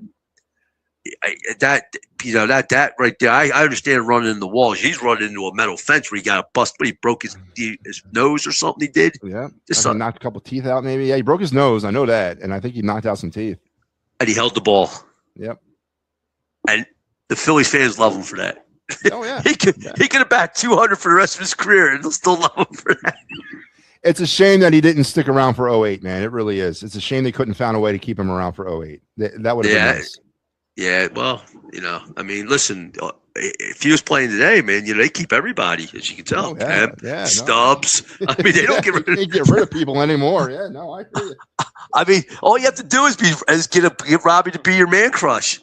Yeah, that's all. You got a job for life. You got a job. Schwarber won't leave 2. Harper won't leave 3. Marsh will be your everyday left fielder. Stop batting 5th. I mean, man, these guys they're loving Robbie right now. If they can imagine, could you see Dusty Baker walking through them doors? No. Oh, just an example. Yeah, no, I couldn't see that. I'm just talking. Walking through, he's the manager, knowing that these guys are going to be put in the spot where they belong at. There would be revolt. He's chomping on that toothpick as he walks through the door, scowling at everybody. Oh yeah, no, it would be a bad day. It's over. All this stuff. My bad. All this stuff. I won't do it again. He's going to get in your face. But all right, Matty. You have a good night. You going to be on Sunday, or you're not sure? I won't be back till Tuesday for this show. Tuesday. Okay, that's all I need to know. All right, Papernick. All right, Mike Papernick. Yeah, the Aaron Rowan catch, man, that was badass. All right, I agree. Right into that fence, man. Reminded me of my youth. Total disregard for your body. No idea where the fence is. Smack. And he held on to the ball. I was playing street football when I was probably about 14, 15. Streets of Northeast Philly. You guys all know what they look like. They look like every other street in Philadelphia. Row homes and the actual streets like one car width long or wide. And we would play telephone pole, right? And there was the end zone that was down this way was really cramped on both sides. It's funny. So on the left-hand side, so on the right-hand side of the street is where you park the cars. So you're even more limited on the area you could play on because of the cars being parked there. And then on the left-hand side of the street, or the right-hand, whatever direction you're going, where one of the houses were, they all had little driveways in each one of those houses. So you had a little bit more room in between the houses, right? So in the corner end zone on the side where the houses were and the cars weren't, there was a wrought iron fence, railing that led up the steps. And there was a fade pass over my shoulder that I was going for. And as I made the catch, I didn't know where I was, and I sucked on a wrought iron railing fence. And I don't mean the old, the wrought iron fences of today. I mean like the fences that are the stairways, the friggin' railings that they would put in back in the day, made of straight metal. I mean, there was no giving on the actual railing. The give was from me, and I got knocked the hell out. Bashed up the side of my face, blood bleeding out of my ear. Held on to the ball, man. Touchdown. That's it, man. That's how we were raised. So yeah, that Aaron Rowan catch was awesome. I mean, the Rob Thompson debate will rage on, and it'll rage on all season long until something is done. And I definitely think the conversation is a valid conversation to make a change at manager at this point. I don't buy into the 12 game into the season. It's too short. It's not. The perception is that it's too short, but the reality is with this manager, it's way more than 12. It's 512. So the conversation of moving Rob Thompson along is a valid conversation because in what we've seen out of these 12 games, the most recent bias that we have has been really interesting decisions about how he's running his team. And is he putting the team in the best possible spots they can to be successful? Some of the stats are not saying that he is. A lot of the stats are saying that he's not doing that. Now, you don't win a World Series in April. And that's, I think, the last point of all this I want to talk about is that it's April. It's the first month of a 6-month season. MattyB's April philosophy for baseball teams is very simple. Finish the month at 500 or slightly better and healthy. That's all I require from my baseball team for the first month of the season. And I will go to my grave with that, right? And the Phillies will probably grade out to that position about 500 or slightly better. The bones of this is going to be done in May.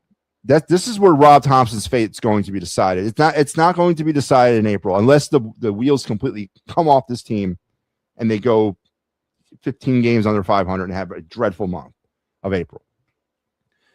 The die will be cast for Rob Thompson in the month of May. It will be.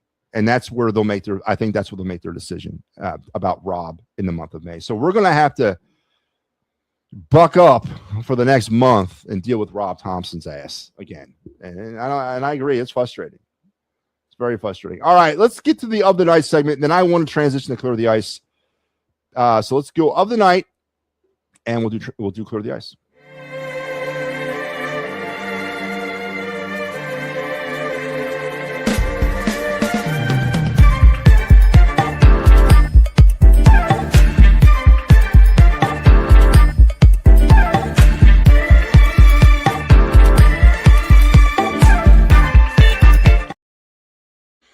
All right, we're going trifecta tonight. We're doing a 3-way for the other night segment. Phillies prospect, NHL draft prospect, and MLB draft prospect. We're coming out hot out the gate. Let's get into it. We're going to start with our Phillies prospect of the night. We're going to profile the top 30 Phillies prospects in the organization throughout the course of this baseball season. We did our number 1 prospect last night in Aiden Miller. Tonight, we're going at number 2. We're going to try to work our way down the list. The Phillies' ranked second prospect in their system is Mr. Gage Wood. He's probably the hottest little property we got going here. First round draft pick last year, currently playing in Clearwater. Matter of fact, the pitch tonight. Wood's fastball might be good enough to get big league hitters out right now. It sits in the 94 to 96 mile an hour range and touches 98. But it's a combination of velocity carry, low release height, and flat approach angle that makes it play up. So that means he's throwing gas, but he's throwing gas with a lot of movement, and that's what you want to see. Obviously, Andrew Painter's start the other night was gas with no movement, and that stinks. That's terrible. Major League Baseball players are going to destroy you that way. You got to have something that runs. He gets elite chase rates along with in-zone misses with the pitch. His 82 to 85 mile an hour curve is his go-to secondary pitch, a power breaker that could be a plus pitch in time, especially if he can learn to land it in the zone more consistently. Since joining the Phillies, Wood has gotten to work on improving his upper 80s slider to give him a shorter breaker he can throw for strikes, and split-fingered off-speed pitch he uses for changeup could give him a fourth usable pitch. That, along with his ability to throw a ton of strikes, gives him a good chance to start. Though his injury history and lack of showing durability could eventually land him in the bullpen. With softer stuff, 40% miss rate against breaking balls and changeups last year. So the bottom line with Gage Wood, this is definitely a kid that came out of the College World Series last year, pitched the no-hitter for Arkansas, landed his way into the Phillies' hearts as their first-round pick in 2025. Remember the let's have Gage Wood pitch out of the bullpen for the playoffs conversation last year? That was ridiculous. But He is now firmly in place down in Clearwater. Again, he pitched tonight. Phillies have said all along about Gage Wood, they project him to be a starter. And the stuff we just talked about, we read about it, is fastball that tops out at 98, that has a lot of movement, is definitely something that could, and an 85-mile-an-hour curveball is something of major league starter capabilities, and that's what major league starters have. The health and the durability are problems that, a lot of young pitchers have to face early in their career. And this is what coming through the system is designed to do, is sort of teach them that durability or get them through that durability. The Phillies have said all along they project Gage Wood to start. Now, whether or not that is what the reality is of that perception remains to be seen. Excuse me. But either way, 2028 is probably when you're going to start seeing Gage Wood's name popping up around these parts. And whether or not he is the new number 5 starter in that rotation in 2028 or not remains to be seen, but definitely one of the bright spots in the Philly organization as he comes out as our number 2 prospect currently in the Phillies system. So there you have Gage Wood. Let's get into the MLB draft prospect of the night. It's Derek Coryell, the outfielder of Louisiana State, 20-year-old, bats left, throws left, and 6'2", 192 pounds. Coryell resembles a Kristen Yelich at the same stage of their careers. That's lofty expectations to put on a young man, as he's a lean left-hand hitter with excellent bat-to-ball skills, but perhaps not more than fringy power. He uses fluid stroke and mature approach to spray hard line drive balls all over the field. Oh my God! Shudder the thought. His swing is somewhat flat, and he may not have more average strength or bat speed, so he might not deliver more than 15 to 20 homers per season. Who cares? Though Yelich grew into a surprising pop in his mid-20s. This is another example of that pendulum swinging back towards hitters and not exit velo, launch angle, analytic nonsense. This is another example of a young player who's being taught how to hit, and how these players have all of a sudden popped up onto Major League Baseball teams' radars. I would be over the moon with a 192-pound, 6'2" left fielder who hits line drives all over the baseball field. I would be giddy with excitement for somebody like that, especially in this lineup. Coryell does project top 5, so there's a lot of attention being paid on him this year. I doubt he's going to be there at 36 when the Phillies pick in the first round. So a pipe dream is definitely what Derek Coryell will be for the Phillies, but a great addition for any team would be that pick him up and stash him down in the system and wait and watch him develop. And again, it's that pendulum sliding back to that more fundamental, we're going to teach you kids how to actually hit a baseball versus get up there and just, hack a shack. And we're getting away from that. So Derek Coryell, a highly touted draft prospect in this year's draft, is your MLB draft prospect of the night. Let's wrap it up with our NHL draft prospect. J.P. Hurlburt, a forward out of the Kamloops Blazers of the Western Hockey League, 6 foot, 185 pound, known for rapid release compared to elite scores and high-end, what is that? Spatial. That's spatial, not spatial, spatial awareness. He has quickly established himself as a top prospect in this draft year, often playing on the wing, but with experience at center. High IQ, 2026 NL draft eligible forward with the Kamloops Blazers, regarded as elite offensive talent with an NHL caliber shot and strong playmaking skills. Top 5 prospect coming out of the draft.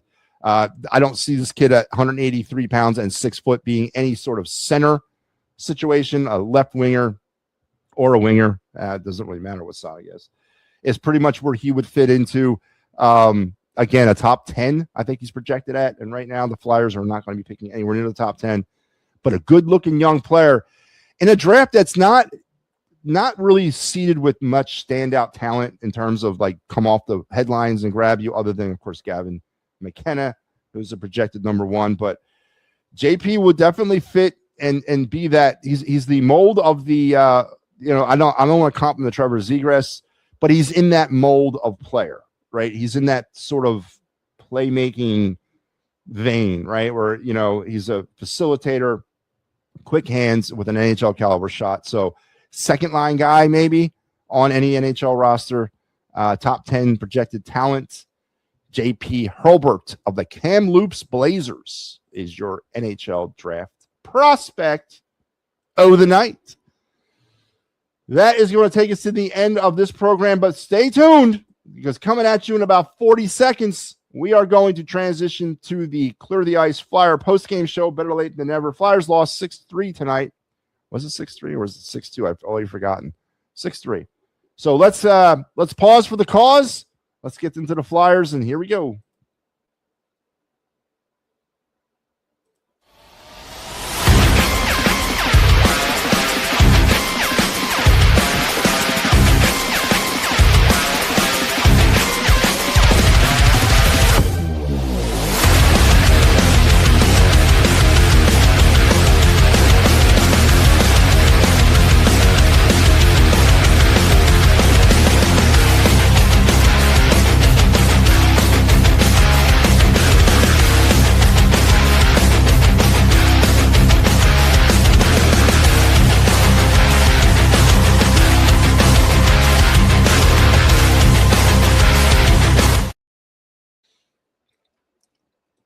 Yes, indeed. Welcome to the Clear the Ice, a Flyers postgame show here on the It's Sports Network. Your boy MattyB on the call. You might have remembered me from the final word from about 40 seconds ago. Let's get into this. Saving the best for last tonight. Spent a lot of time on the first hour and 38 minutes of this sort of broadcast hour speaking and venting about the Phillies for rightful reasons. But now it's time to transition that, and let's talk about a terrible, terrible showing tonight from the Philadelphia Flyers and a must-win game for the Detroit Red Wings, who certainly played that way. Flyers looked uninterested in this hockey game. They looked, listen, some of the carryover from what's been happening on this team over the past 6 to 8 weeks was definitely on display. They're still greatly have improved in their neutral zone transitional game. Their spacing is amazing. They're seeing the ice. It seems like they're all seeing the ice really well. But tonight, I think bad goaltending, which is a situation we're going to address, and also maybe they're smelling themselves a bit. And I know that this is an opportunity, and Talkett's probably looking at it in that vein with a team that's the perception is that they're a playoff contending, playoff noise-making team. The reality is they are not, right? They are a team that's in year 3 of a rebuild, devoid of a lot of pieces that truly make you a Stanley Cup caliber type team. Now, the reality is they're going to make the playoffs. I firmly believe that at this point, barring an extreme drop-off, and what I mean, like no points over the next 3 games, the final 3 games of the season. And I think even then, they still make the playoffs because of what's happening around the Eastern Conference. So, but tonight was a watermark game. Tonight was a game I wanted to see how this team responded to a team that's in dire need of points in the Detroit Red Wings. We mentioned it the other night. I think it was on either the Final Word Monday night or whenever I did the first show this week. I said Detroit's going to come out and play like it was Game 7 of a Stanley Cup final, and that's what they did. And the Flyers were overwhelmed by that. Now, does that give people pause for concern? Because the playoff speed versus regular season speed is a different beast. And we saw tonight a playoff speed-like game, at least from one team's standpoint. And we saw the Flyers turtle up a little bit on their end. The other factor of this game, how much worse can this special teams be? It's amazing right now how bad the Flyers are on special teams. The power play, well documented. Tonight, 1 for 6. 1 for 6 on the power play. They were given 6 opportunities on the man advantage, and not only did they not cash those opportunities in, they gave up a shorthanded goal, which we'll get into a little bit later on. On the PK, Detroit went 3 for 4 on their power play. So the Flyers cannot get out of their own goddamn way on special teams. And if they cannot figure out the special teams woes from this team, all this great good news, story that the Flyers are in 25-26, and they are, is going to get flushed down the toilet in the playoffs if you cannot be semi-competent on special teams. 15% effective on the power play for the season. 78% effective shorthanded. Terrible numbers for a playoff team. The lowest of any of the playoff teams projected this year on special teams. Well-documented problems with the power play. I'm not blaming the coaches here. I'm blaming the players on this one. 1 for 6. I mean, good God, man. What's the numbers here? I keep track of this because that's what kind of life I lead. So since the 21-22 season, again, this is not indicative of this year, but since the 21-22 season, the Flyers are 162 for 1,142 on the power play. That is 14% effective on the power play over the last 5 seasons. It's not a new story. It's something that's been a problem all throughout this latest edition of the Flyers. It's been an issue that they've been dealing with. We fired multiple head coaches, multiple power play coaches along the way, and it hasn't improved. It's slightly better this year than it was over the last couple of seasons, because a lot of seasons in the recent past, we're talking 12% effective, but still 15 ain't going to get the bills paid, man. It's just not. And it's no secret where the problem is. We just don't have the talent on the power play. We don't have that guy. We don't have our Connor McDavid. We don't have our Dylan Larkin or Alex DeBrincat, who bit us in the ass tonight. We don't have that guy. Celebrini, Bedard. I mean, I can go down the list. Ovechkin. We don't have that guy. I think you guys understand what I'm trying to say. And until that guy shows up, all this little heady good news story Flyers stuff, it's going to go for naught, because if they can't score in the power play in the playoffs, folks, they're not going far in the playoffs. They're not. And if they can't keep the puck out of their own net shorthanded, they certainly ain't going to go far. So the power play bit him on the ass tonight. The other aspect of this game that was mildly frustrating was the play of Dan Vladar. Talked about it last week heading down the stretch of this season. What was the plan in net for this team heading down the stretch? Was it to ride Vladar out every other day? Put your best foot forward. Don't give Sam Ersson an opportunity to affect this team adversely. Confidence level on Ersson is not what you would say through the roof. The Flyers have obviously, it looks like that their plan was to do that with Vladar, play him every other day as they've been going through this week. Vladar, if you want to say he looked tired, you want to say his defense let him down, because we're going to talk 2 goals tonight. We're going to talk 2 goals that are not Dan Vladar's fault. And I'm going to explain what I mean by that. But Vladar faced 8 shots before giving way to Ersson, gave up 4 goals, finishes the night with a .500 save percentage. Ersson, 14 shots faced, 12 saves, finishes the night with a .857 save percentage. Obviously, Sam Ersson's not the answer. And yes, do you sit back and say, I have concern because Vladar has played way more hockey than he's ever played in his career before. I have concern because Vladar is going to be that guy in the playoffs. Is there now an opportunity, or is there now a conference or a conversation inside the Flyer dressing room to say, you know what, we got to give him some time off? Do we just ride out Ersson, put Ersson in on Saturday? If we win, then, we kind of probably would have locked things up by then, and then we just, do what we got to do for those last 2 games. Or, are you still committed to riding out Vladar until this thing is locked up? And what effect is that going to have on him heading into the playoffs? Now, there will be at least a 3 to 4 day break for the Flyers in between the end of the regular season and the start of the playoffs. But then once we get into that, then you're playing every day, or you're playing every other day, basically, through your run in the playoffs. Can Vladar hold up? Is he starting to show the signs of fatigue? Not a good night for him.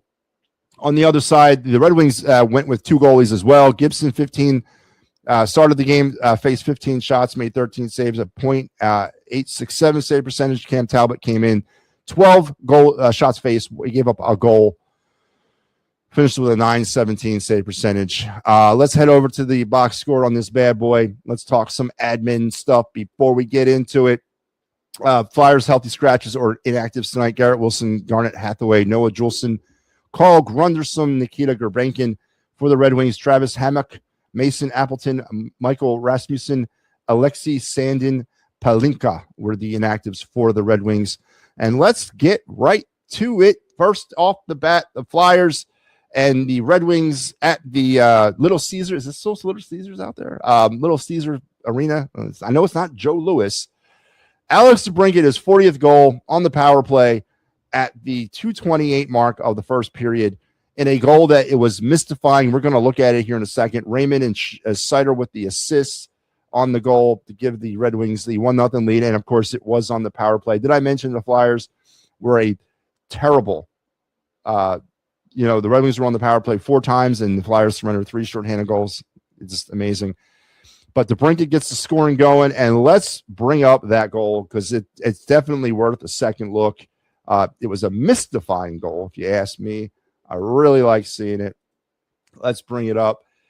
So let's pick up the action inside the Flyers zone as the Red Wings are going to cycle the puck, try to get themselves an opportunity to score. I don't put this on Vladar at all. I don't. This is just a thing of beauty. This is Alex DeBrincat being Alex DeBrincat. This is a 40-goal scorer being a 40-goal scorer. Raymond is going to wait for things to kind of wait for DeBrincat to make his move, and there he goes. He's going to slide in. Again, you're shorthanded, but there's certain players you got to keep an eye on, and they're not keeping an eye on DeBrincat right now as we're just going to keep moving this puck around. And then I don't know what you do about that. I really don't. You can call a little bit of a defensive breakdown, but, that was Cam York standing off to the right. But if York leaves this player down low, then you have an opportunity on the long side. I don't know what you do. Let's look at this thing again. This is just a thing of beauty. This is DeBrincat being DeBrincat. Again, you see York, he's got his eye on him. He's waiting for something to go down with him. He's putting himself in position, but he's sort of playing in neutral territory. Then he's just not reacting at all. But Travis Sanheim does recover. But what the hell do you do there? You don't know what you do with that, man. That's DeBrincat's goal to give the Red Wings a 1-0 lead.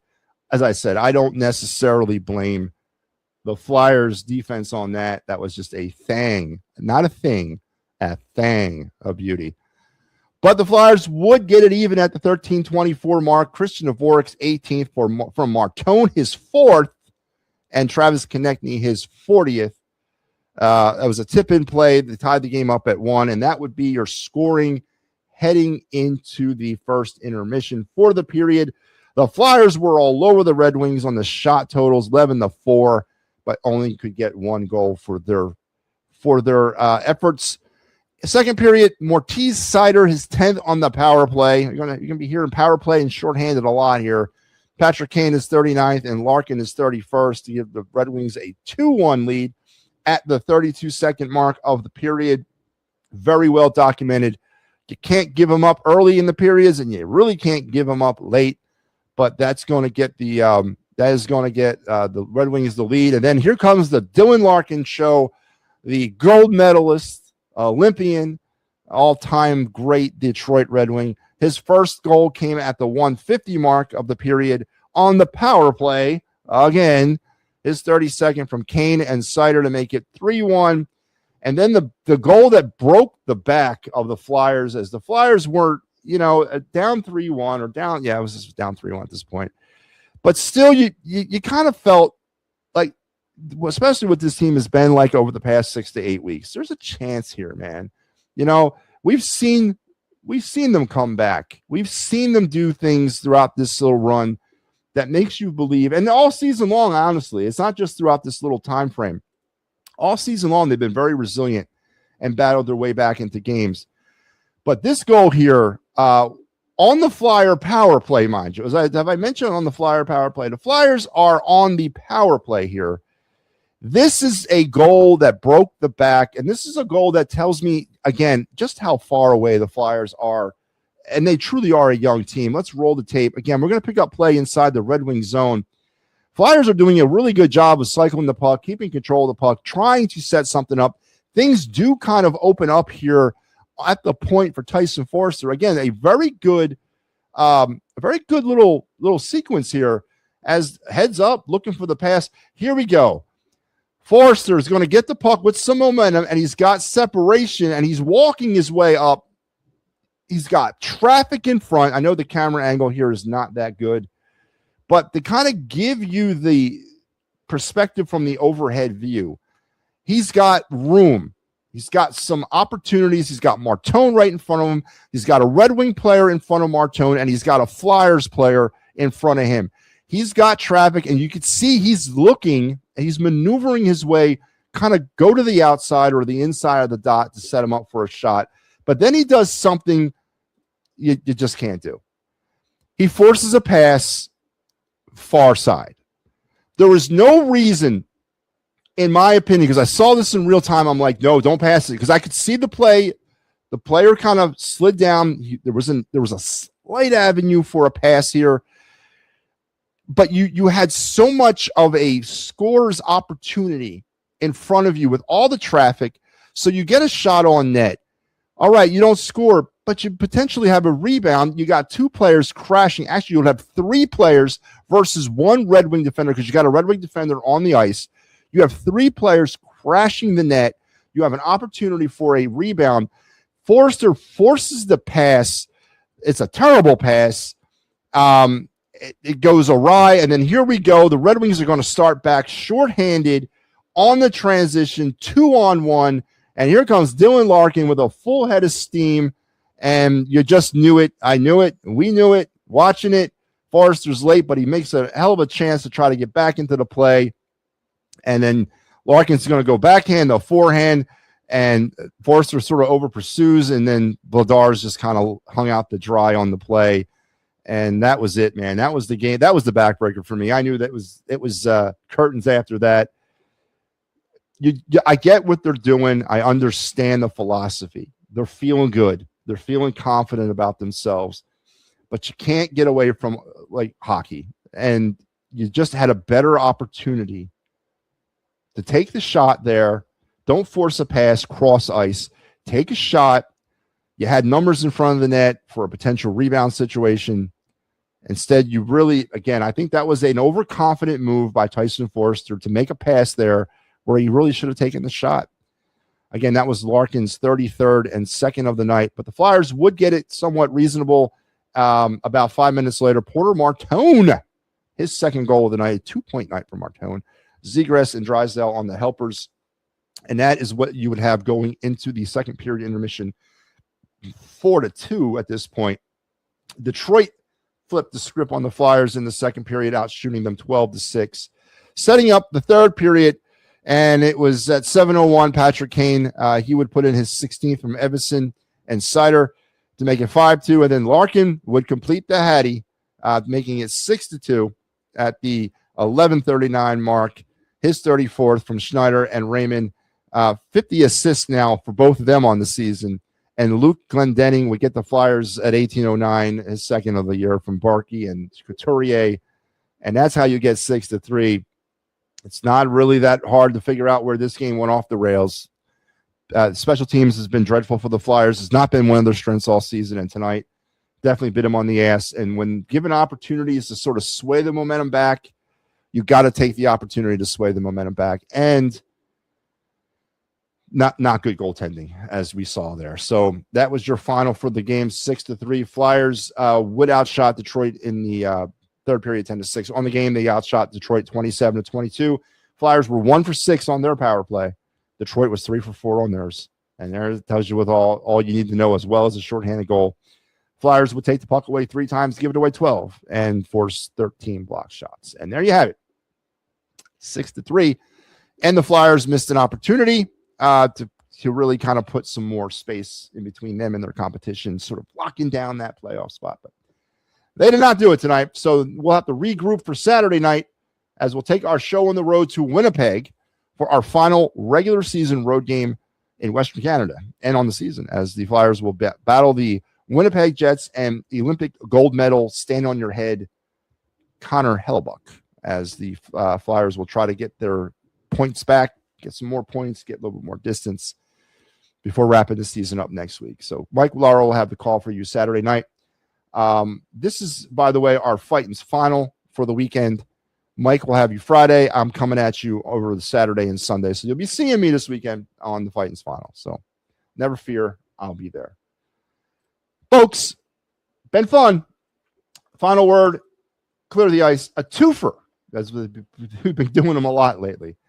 I hope you guys enjoy the rest of your night. Make sure you're stay tuned for the great programming here on the network. Once again, here's your schedule coming up for the weekend. Tomorrow, look out for the Phillies D-backs post-game and then everything else that's happening over the weekend.